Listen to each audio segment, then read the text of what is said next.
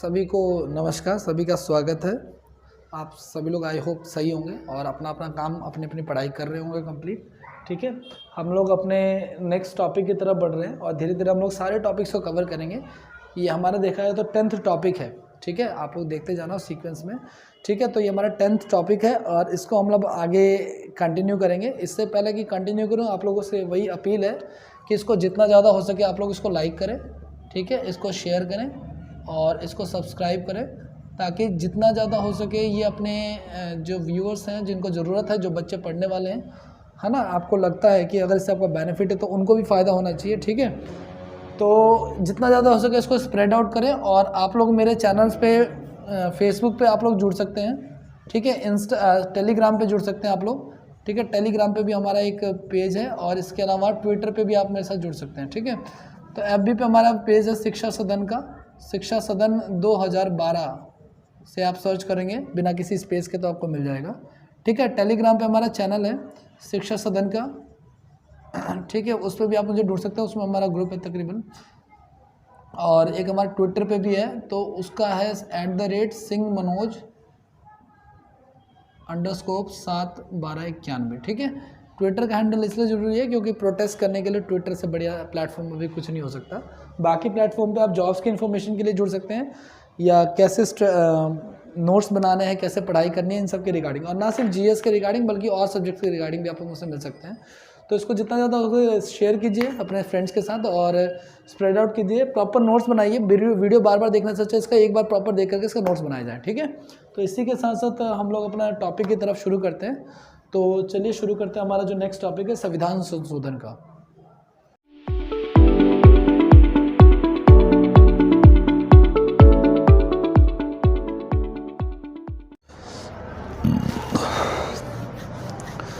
सभी को नमस्कार। हम लोग हमारा टॉपिक जो है नेक्स्ट संविधान संशोधन है ना, जो कि संविधान के भाग 20 से जुड़ा हुआ है और अनुच्छेद 368 से जुड़ा हुआ है, जिसे हम लोगों ने साउथ अफ्रीका से लिया है।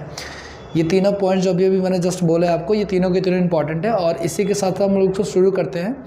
नोट्स आपके सामने स्क्रीन पे बने हुए हैं और ये मैं आपको इसलिए प्रोवाइड कर रहा हूँ ताकि आपको लिखने में कोई प्रॉब्लम ना हो और आप इसे आराम से वीडियो पॉज करके लिख लें। ठीक है, तो चलिए हम लोग शुरू करते हैं। हम लोग हमारे जो टॉपिक है संविधान संशोधन, इसको शुरू करते हैं हम लोग। ठीक है, तो आपको पता है कि भारतीय संविधान में जो है ना, भारतीय संविधान में संसद जो है वो समय समय पर संशोधन जो है वो कर सकती है। ठीक है, और संशोधन बदलती परिस्थितियों, आवश्यकताओं और सामाजिक गतिशीलता आदि के साथ सामंजस्य स्थापित करने के लिए किए गए हैं। विधायिनी सभा में किसी विधेयक में परिवर्तन, सुधार अथवा निर्दोष बनाने में संशोधन कहा जाता है ना। यानी कि किसी भी विधायक जो है ना, जो कोई भी विधानसभा में किसी विधेयक में अगर कोई परिवर्तन करना हो, कोई सुधार करना हो या कोई उसे निर्दोष बनाना हो तो इसके लिए संशोधन, इसी टर्मिनोलॉजीज को ना संशोधन कहा जाता है। और आगे की अगर हम बात करें तो संवैधानिक संशोधन की प्रक्रिया का उल्लेख संविधान का आवश्यक अंग माना गया है। ठीक है ना, संवैधानिक संशोधन की प्रक्रिया का उल्लेख जो है वो लिखित संविधान का आवश्यक अंग माना गया है। संविधानविद गार्नर के शब्दों में, मतलब कि ये बेसिकली गार्नर जो है पॉलिटिशियन है ना। ठीक है, तो कोई भी लिखित संविधान इस प्रकार के उपबंधों के बिना अपूर्ण है। भाई एक बात बताओ, लिखने वालों से हो सकता है कि कोई त्रुटि हो जाए या हो सकता है कि उस कंटेक्स्ट, उस समय के हिसाब से उन्होंने ये चीज़ें ना सोची हों, इसलिए किसी भी संविधान में अगर अमेंडमेंट की सुविधा नहीं है तो वो उसको अच्छा नहीं माना जाएगा। इसलिए हमारे निर्माताओं ने, जो भारत के संविधान के निर्माता हैं, उन्होंने भविष्य में बदलती हुई परिस्थितियों को पूरा आभास था उनको, और इसलिए उन्होंने जो है ना इसको बहुत कठोर बनाया और ना ही बहुत ज़्यादा लचीला बनाया। ठीक है, ना तो उसे बहुत ज़्यादा कठोर बनाया ना बहुत ज़्यादा लचीला बनाया। तो ये क्वेश्चन आपको बनता है कि भारतीय संविधान क्या है, तो ना तो ये बहुत ज़्यादा रिजिड है और ना बहुत ज़्यादा फ्लेक्सिबल है। बट जो अमेरिका का कॉन्स्टिट्यूशन है वो बहुत ज़्यादा रिजिड कहलाता है। ठीक है, इसी प्रकार से, इसी उद्देश्य से प्रेरित होकर अनुच्छेद 368 में इस संविधान संशोधन की शक्ति को संसद में दिया गया कि भाई अनुच्छेद 368 ये कहता है कि संसद जो है वो इसमें संशोधन कर सकती है। तो भारत में जो संघीय व्यवस्था को अपनाया गया है, ठीक है ना, आगे अगर आप लोग देखेंगे भारत में जो संघीय व्यवस्था को अपनाया गया है, परंतु हमारे संविधान को थोड़ा कठोर और थोड़ा लचीला बनाया गया है। ठीक है ना, मतलब हमने दोनों प्रकार की सुविधा रखी हुई है। कुछ मामलों में तो हमारा कॉन्स्टिट्यूशन जो है वो कठोर भी है, जबकि कुछ मामलों में जो है वो लचीला भी है। ठीक है, जैसा कि भारतीय संविधान को एक जीवित दस्तावेज के रूप में व्याख्यात किया गया है, अतः उसमें परिवर्तन अंतर्निहित है। ठीक है, भारतीय संविधान में संशोधन की प्रक्रिया दक्षिण अफ्रीका के संविधान के अंतर्गत जो है वो ग्रहण किया गया है। संविधान में संशोधन की जो प्रक्रिया का विस्तृत वर्णन है वो भाग 20 के अनुच्छेद 368 में इसको निहित किया गया है। और संविधान में संशोधन के लिए 3 प्रकार की प्रक्रिया अपनाई गई हैं। ये तीनों प्रक्रिया क्या है ये एक बार आप लोग देख लो। साधारण बहुमत द्वारा संशोधन, है ना, विशेष बहुमत द्वारा संशोधन और विशेष बहुमत तथा राज्य विधान मंडलों की स्वीकृति से होने वाला संशोधन। इसके बारे में मैं आपको आगे बताता हूँ कि साधारण बहुमत क्या होता है और विशेष बहुमत क्या होता है और किन किन मुद्दों पर साधारण बहुमत किया जा सकता है, किन किन मुद्दों पर विशेष बहुमत की जरूरत पड़ती है और किन किन मुद्दों पर विशेष बहुमत और राज्य विधानमंडलों की स्वीकृति जो है वो ज़रूरी हो जाती है। ठीक है, तो अगर हम हेडिंग डालें, सबसे पहले आप नेक्स्ट हेडिंग आप लोग डालो, क्या आप लोग हेडिंग डालो संविधान साधारण बहुमत द्वारा संशोधन। तो भाई इसमें जो है ना कुछ ऐसे अनुच्छेद है जिसमें आसानी से या सरल प्रक्रिया का परिवर्तन किया, सरल प्रक्रिया से जो है वो संविधान में परिवर्तन किया जा सकता है और ऐसे परिवर्तनों के लिए संसद में उपस्थित सदस्यों का साधारण बहुमत ही प्राप्त होता है। ठीक है, और इसमें क्या क्या चीज़ें आती हैं उसमें देखते हैं हम लोग। तो भाई इसमें टॉपिक जो कवर होते हैं वो नए राज्यों का प्रवेश, पुनर्निर्माण, नामांकन और सीमांकन होता है। दूसरा है राज्य विधान परिषद का निर्माण और उसकी समाप्ति है। राष्ट्रपति, राज्यपाल, लोकसभा अध्यक्ष, न्यायाधीश आदि के वेतन भत्ते से रिलेटेड परिलब्धियां हैं। संसदीय प्रक्रिया में संचालन के लिए कोरम की गुणपूर्ति है ना, 1/10 कोरम होना चाहिए, आपको पता होगा शायद, है ना, 1/10 कोरम होगा तभी संसद की प्रक्रिया शुरू होगी, लोकसभा की, राज्यसभा की भी। नागरिकता की प्राप्ति और समाप्ति के रिगार्डिंग है। संसद और विधानमंडल के लिए निर्वाचन है। 5वीं और 6ठी अनुसूची में SC, ST और जनजातीय क्षेत्रों का प्रशासन है। संसद में अंग्रेजी भाषा का प्रयोग है। राज्यसभा का प्रयोग है, राजभाषा का प्रयोग है। निर्वाचन क्षेत्रों का पुनर्निर्धारण है और जो बाउंड्रीज है उनकी, और केंद्र शासित प्रदेश इत्यादि के टॉपिक जो है वो इसमें कवर किए जाते हैं। ये सारे के सारे टॉपिक जो आपके सामने 10-11 टॉपिक्स दिख रहे हैं ना, ये सारे टॉपिक जो है वो साधारण बहुमत के लिए रखे गए हैं। जबकि विशेष बहुमत में क्या रखा गया है वो भी मैं आपको दिखाता हूँ, देखो ध्यान से आप लोग। विशेष बहुमत का टॉपिक आप लोग देख लो एक बार। तो भाई विशेष बहुमत में क्या है कि इस प्रकार के संशोधन, मैं आपको रीड आउट करता हूँ, आप लोग लिख लेना एक बार वीडियो पॉज करके। वही विशेष में क्या है कि इस प्रकार के संशोधन में संसद के दोनों सदनों में कुल सदस्यों का 2/3 बहुमत, है ना, उपस्थित होगा तथा मतदान देने वाले की आवश्यकता होगी। ठीक है, ज्ञात है कि संविधान के ज्यादातर उपबंधों में संशोधन इसी प्रक्रिया के तहत की जाती है वैसे तो, है ना। राष्ट्रपति किसी विधेयक पर अपनी अनुमति प्रदान करता है। राष्ट्रपति साधारण विधेयक पर अपनी अनुमति प्रदान कर सकता है या फिर पुनः विचार के लिए वापस लौटा सकता है, परंतु अनुच्छेद 368 के अधीन संविधान संशोधन विधेयक पर अनुमति देने का बाध्य है।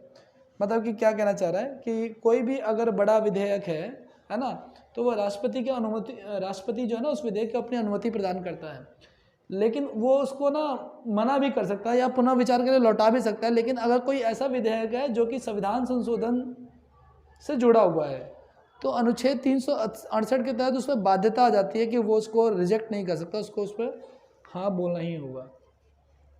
ठीक है, विशेष बहुमत तथा राज्य विधान, जो हमने 3 पॉइंट्स पढ़े थे, एक तो साधारण बहुमत, दूसरा विशेष और तीसरा हमने ये पढ़ा था जो आपकी स्क्रीन पे देखने लग रहा होगा कि भाई विशेष बहुमत, ये विशेष बहुमत तथा राज्य विधानमंडलों की स्वीकृति होने वाला संशोधन। यानी ऐसे कौन कौन से मुद्दे हैं जिसपे संसद से तो हमें विशेष बहुमत चाहिए, प्लस में राज्य की जितनी विधान मंडल है ना उनकी भी स्वीकृति लेनी पड़ेगी। ठीक है, तो ऐसे संशोधन में संसद दोनों सदनों में विशेष बहुमत के अतिरिक्त आधे से अधिक राज्यों में, जितने राज्य हैं हमारे पास उससे अधिक राज्यों में विधानमंडल से समर्थन प्राप्त होना चाहिए। भाई किसी भी अनुच्छेद में संशोधन के लिए इसे संसद के किसी भी सदन में प्रस्तुत किया जा सकता है और किसी भी साधारण विधेयक को पारित कराने के लिए संसद के दोनों सदनों में संयुक्त बैठक को बुलाया जा सकता है, लेकिन संविधान में संशोधन के लिए संयुक्त बैठक का प्रावधान नहीं है। यानी कि कोई भी विधेयक हो, कोई भी बिल हो, अगर वो संविधान संशोधन से जुड़ा हुआ नहीं है तो वो किसी भी सदन में आ सकता है और उसका ज्वाइंट सेशन भी हो सकता है ना। लेकिन अगर संविधान संशोधन से जुड़ा हुआ मुद्दा है तो उसको ज्वाइंट सेशन के थ्रू पास नहीं करा सकते, यानी कि मतलब कि संयुक्त बैठक से पास नहीं करा सकते। आपको पता होगा संयुक्त बैठक जो होती है इसमें लोकसभा राज्यसभा एक साथ बैठती है, और उसकी संयुक्त बैठक जो है ना वो राष्ट्रपति के अनुमोदन से शुरू होती है, और इसकी जो अध्यक्षता करता है वो लोकसभा स्पीकर करता है। ठीक है, आगे हम बढ़ते हैं। इसमें कौन कौन से ऐसे मुद्दे आते हैं जो कि इसको कवर करते हैं? तो राष्ट्रपति का निर्वाचन और इसकी प्रक्रिया, 54 अनुच्छेद 54 और 55 जो हमारे कॉन्स्टिट्यूशन का वो कवर करता है। संसद की संघ की कार्यकारी शक्तियों का विस्तार, अनुच्छेद 73 इसको कवर करता है। राज्य की कार्यकारी शक्तियों का विस्तार, 165।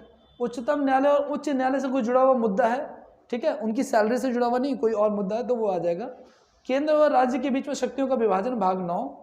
7वीं अनुसूची के संबंध में कोई विषय, राज्य में राज्यों का प्रतिनिधित्व, संसद में राज्यों का प्रतिनिधित्व को अगर चेंज करना हो तो, और संविधान में संशोधन करने की संसद की शक्ति और प्रक्रिया।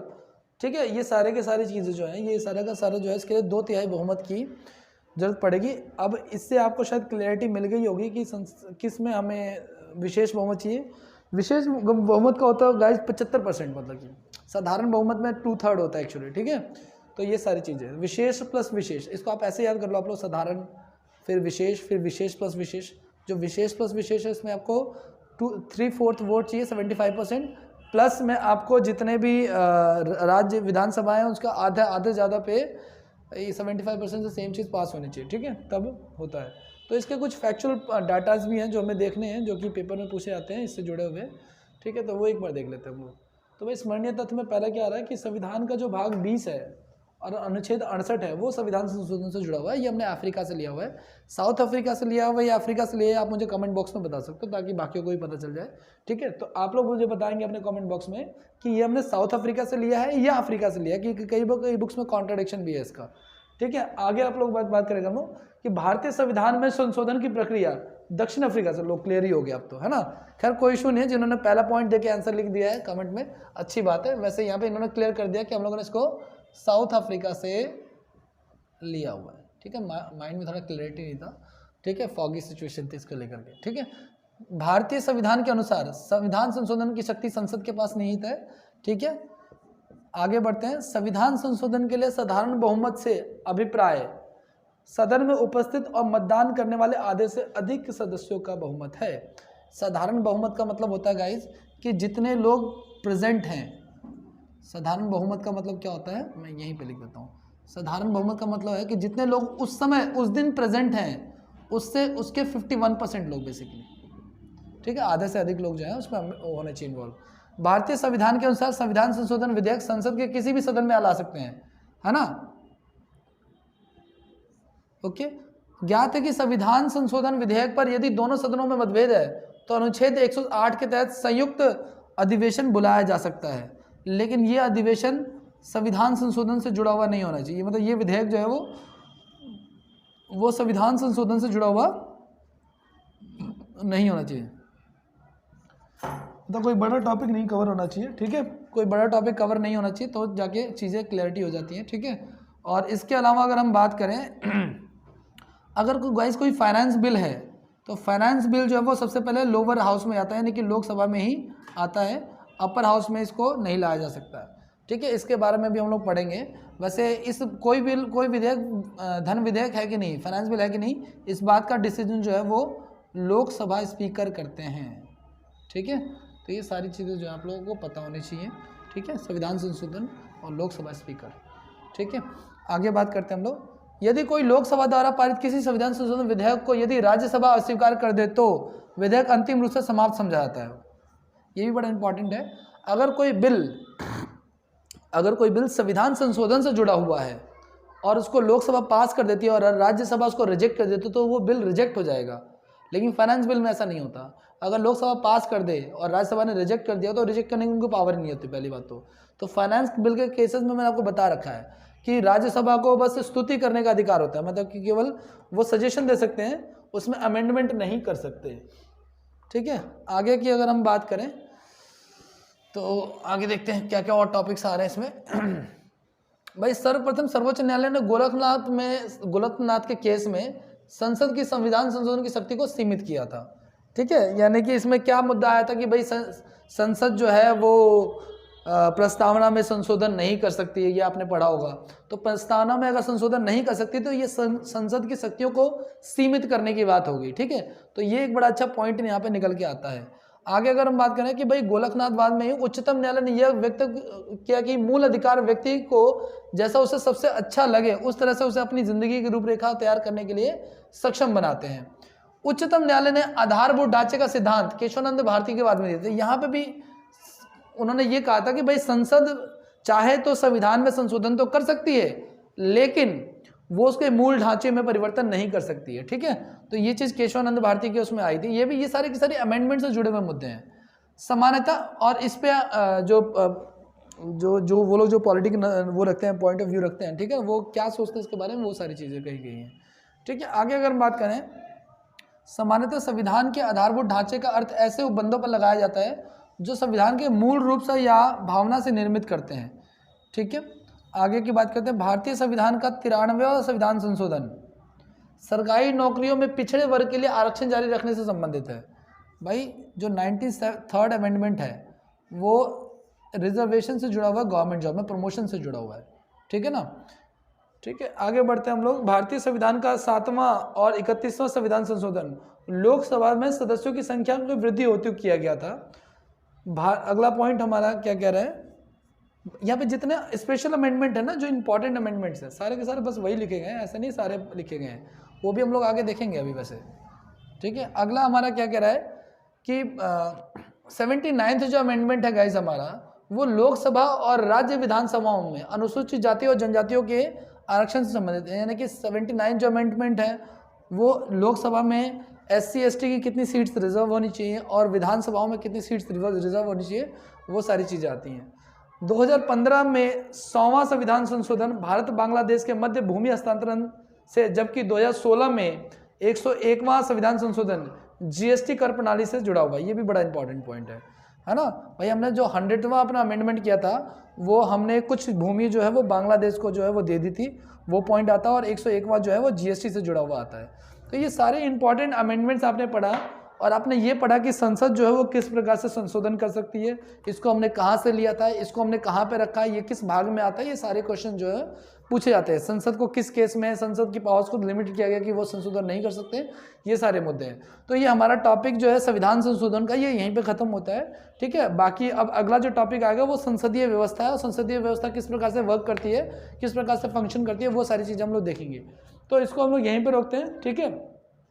आप इसका प्रॉपर नोट्स बनाइए, ठीक है, और इसको अच्छे से नोट्स बनाने के उसको बार बार इसको रिवाइज कीजिए ताकि आपको ये लर्न हो सके, ठीक है।